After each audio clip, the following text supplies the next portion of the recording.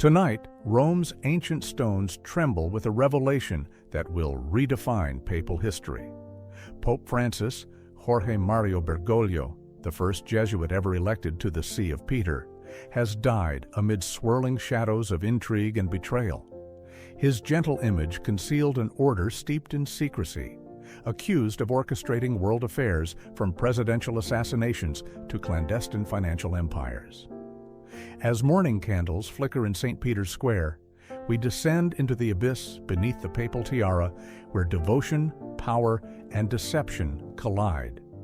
When Ignatius of Loyola founded the Societas Jesu in 1540, he envisioned learned missionaries loyal to the papacy.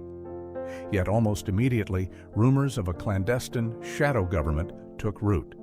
Jesuit confessors whispering in royal courts alleged architects of Lincoln's assassination, a theory that survives despite being debunked, and even linked through the figure of Lee Harvey Oswald to Kennedy's murder. The Superior General, dubbed the Black Pope for his dark robes and rumored supremacy, became an almost supernatural figure, feared for wielding more power than the visible pontiff. By the Counter-Reformation, Jesuits had cemented their role as shock troops of Catholic orthodoxy, founding colleges, fanning out as missionaries, and standing alongside inquisitors. Historian David B. Rousbury notes that Jesuit theologians gave theological shape to the Inquisition's machinery, censoring dissent and prosecuting heresy with merciless zeal. Their schools, praised for academic rigor, also served as training grounds for Europe's elite, an intellectual empire shadowed by accusations of indoctrination. From Europe's finest universities to New World missions, Jesuit academies flourished, and so did their critics. In the 19th century, Georgetown University's founding Jesuits owned and traded enslaved Africans, a grotesque hypocrisy only acknowledged in 2017 when the order pledged reparations after centuries of silence. This brutal legacy of slavery and coercion laid bare the order's darkest paradox: preachers of salvation who commodified human lives. In our own era, credible allegations of sexual abuse have battered the Society of Jesus, from the United States to Spain and Latin America, followed by accusations of sluggish internal investigations and cover-ups. As Cardinal Bergoglio rose through their ranks, these scandals marred the very order he once led. When he assumed the papacy in 2013, Francis promised sweeping reform. But old shadows quickly eclipsed his pledges. His 2016 apostolic exhortation, Amoris Laetitia, invited divorced and civilly remarried Catholics to receive communion under certain conditions, a seismic departure that provoked 62 clergy to issue the Correctio Filialis, accusing him of 7 counts of doctrinal error and heresy. Cardinal Gerhard Müller, removed as the Vatican's doctrinal prefect after clashing with Francis, warned, "This is not mercy, this is doctrinal surrender." In 2021, his Motu Proprio Traditionis Custodes curtailed the pre-Vatican II Latin Mass, igniting fierce debate.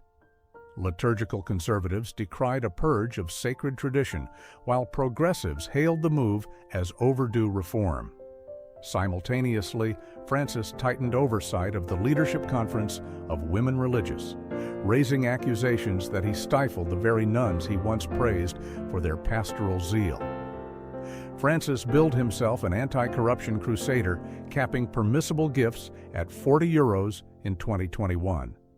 Yet the 2021 to 2022 London property scandal saw €15 million extorted through opaque real estate deals, indicting Vatican insiders and external brokers, and leaving his transparency drive in tatters. The McCarrick affair further eroded trust. Early warnings about ex-Cardinal Theodore McCarrick surfaced as far back as 2000, yet Francis delayed defrocking him until public outrage forced his hand. Archbishop Carlo Maria Vigano's 2018 letter accused the Pope of covering up decades of abuse, a charge he vehemently denies, but that continues to stain his moral authority. On diplomacy, his 2018 provisional accord with China, granting Beijing veto power over bishop appointments, was hailed by Francis as the art of the possible, yet denounced by human rights advocates as capitulation to communist repression. Only 6 new bishops won papal approval under the deal, stoking fears of tighter control over Chinese Catholics. His trenchant critiques of capitalism, "This economy kills," and impassioned defenses of migrants and climate action earned him the Marxist Pope epithet from conservative pundits, a smear he and his allies dismiss as politicizing his moral witness. Perhaps no flashpoint burned brighter than the global sexual abuse crisis. While Francis apologized and appointed survivors to Vatican posts, victims' groups lambasted his early reluctance to sanction McCarrick and his initial defense of a Chilean bishop, errors he later called grave, forcing a penitential correction in 2018. Now, as the world grapples with a pontiff unlike any before, one question looms larger than any homily. Was Francis a genuine reformer, shackled by centuries-old Jesuit machinery, or a master strategist playing every side in a global chess game? With Vatican finances under forensic scrutiny, abuse archives unsealed, and suppressed documents surfacing, the death of Pope Francis is not an end, but the dawn of a reckoning. What follows will test the Church's fragile claim to moral authority. As historians, journalists, and the faithful sift through these revelations, the legacy of the first Jesuit pope will be decided not by whispered conspiracy alone, but by the unflinching light of history.